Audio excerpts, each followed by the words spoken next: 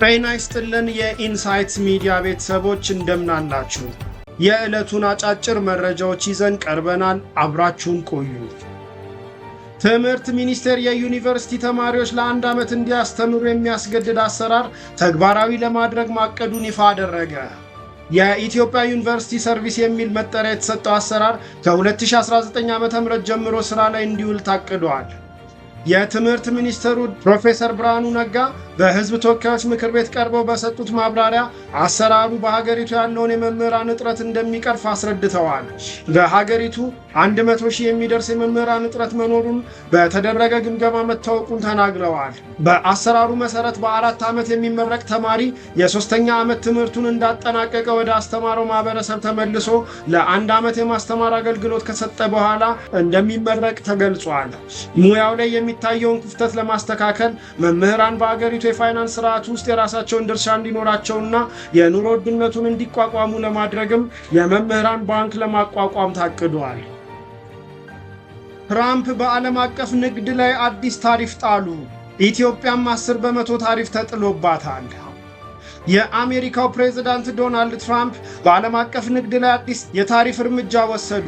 ረቡዕ ዕለት በዋይት ሃውስ በሰጡት መግለጫ አሜሪካ ከሌሎች ሀገራት ጋር በምታደርገው የንግድ ልውውጥ ላይ አዲስ የታሪፍ መጠኖችን መጣላቸውን አስታውቀዋል።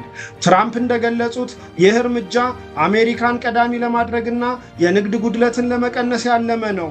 በአብዛኞቹ ሀገራት ላይ የተጣለው ታሪፍ ከ10% እስከ 49% የሚደርስ ሲሆን ኢትዮጵያም 10% ታሪፍ ተጥሎባታል። አሜሪካ የንግድ ጉድለቷን ለመቀነስና የአሜሪካን ኢኮኖሚ ለመጠበቅ ይህን እርምጃ እንደወሰደች የገለጹት ፕሬዝዳንቱ ከ20 በላይ ሀገራት ላይ የታሪፍ ጭማሪ የተደረገ ሲሆን ኢትዮጵያም ከነዚህ ሀገራት አንዷ መሆኗ ተዘግቧል።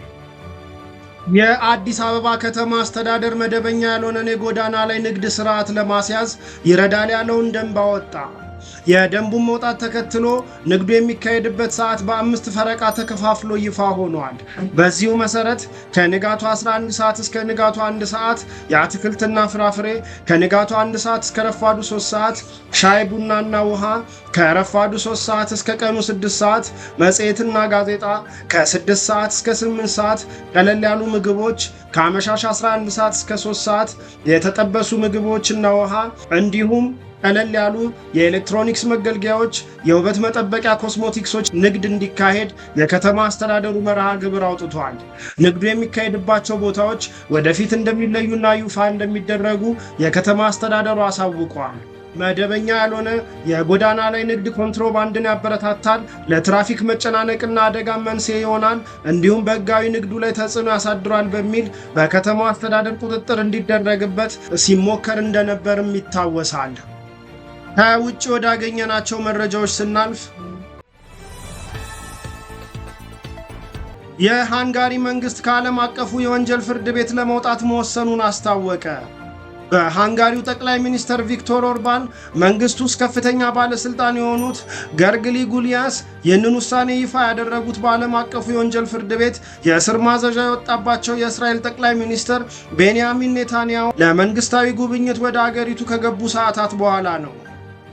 የጠቅላይ ሚኒስትሩ ጽህፈት ቤት ኃላፊ የሆኑት ገርግሊ በማህበራዊ ትስስር ገጻቸው በጻፉት አጭር ጽሑፍ ሃንጋሪ ከዓለም አቀፉ የወንጀል ፍርድ ቤት ትወጣለች ብለዋል። መንግስት ህገ መንግስታዊና ዓለም አቀፍ የህግ ማዕቀፎችን በመከተል ሐሙስ ዕለት ከፍርድ ቤት አባልነት የመውጣት ሂደቱን ይጀምራል። የአገሪቱ ጠቅላይ ሚኒስትር ኦርባን ለኔታንያሁ የጉብኝት ግብዣ ያቀረቡት የእስራኤሉ ጠቅላይ ሚኒስትር ህዳር ወር ላይ ማዘዣ እንደወጣባቸው ነበር። ኦርባን የፍርድ ቤቱ ውሳኔ በአገሪቱ ውስጥ ምንም ተፈጻሚነት እንደማይኖረው ተናግረው ነበር። የዓለም አቀፉ ፍርድ ቤት ዳኞች ህዳር ላይ የእስር ማዘዣ ያወጡትን ኔታንያሁ በእስራኤልና ሐማስ ጦርነት ተፈጽሟል ለተባሉ ጦርነት፣ የጦር ወንጀሎች እንዲሁም በሰብአዊነት ላይ የተፈጸሙ ወንጀሎች የወንጀል ኃላፊነት እንዳለባቸው ለማመን የሚያስችሉ ምክንያታዊ መሰረት መኖራቸውን በመግለጽ ነው። ኢራን ሚሳኤል ለማስቀመጥ ከምድር በታች የገነባቻቸውን ምስጢራዊ ማቆያዎች ይፋ አደረገች። ከእስራኤልና አሜሪካ የሚቃጣ ጥቃትን ለመመከት እንደምትጠቀምባቸውም አስታውቃለች። ከዛሬ ጀምሮ በየሳምንቱ የሮኬት ምስጢራዊ ማስቀመጫዎችን ይፋ ብናደርግ ከ2 ዓመት በኋላ ነው የምንጨርሰው። ማቆያዎቹ ያን ያህል ብዙ ናቸው ብላለች ኢራን። አሜሪካ ባለፈው ሳምንት ቦምብ የጫኑ 6 ተጨማሪ የጦር አውሮፕላኖችን በኢራንና የመን አቅራቢያ ወደሚገኙ ወታደራዊ መቀመጫዎች ማስጠጋቷን አንድ የአገሪቱ ባለስልጣን ለሮይተርስ ጠቁመዋል። ኢራን ለዚህ በምላሹ አሜሪካ በቀጠናው ያላት ወታደራዊ እንቅስቃሴ የመስታወት ቤት ውስጥ ተቀምጦ ሌሎች ላይ ድንጋይ የመወርወር ያህል ነው ብላለች። ኢራን ይህንን ወታደራዊ መቀመጫ በቦምብ ለማጋየት ዝታለች። ወታደራዊ መቀመጫው የሚገኘው በህንድ ውቅያኖስ ዲያጎ ጋርሲያ በሚባል አካባቢ ነው። ቦታውም ለሞሪሸስ መልሶ ለመስጠት ሂደት ተጀምሯል። ኢራን እንዳለችው እነዚህ የሚሳኤል ከተሞች ሚሳኤል የሚዘጋጅባቸው ናቸው። የሚሳኤል ከተሞች የሚለውን ቃል የተጠቀሙ የኢራን ወታደራዊ ኃይል የሆነው የኢስላሚክ ሪፐብሊክ ዘብ ነው። እነዚህ አይነት አዳዲስና አንኳር መረጃዎች በየቀኑ እንዲደርሱ ሚዲያችንን ፎሎ፣ ላይክ እና ሼር በማድረግ ቤተሰብ ይሁኑ።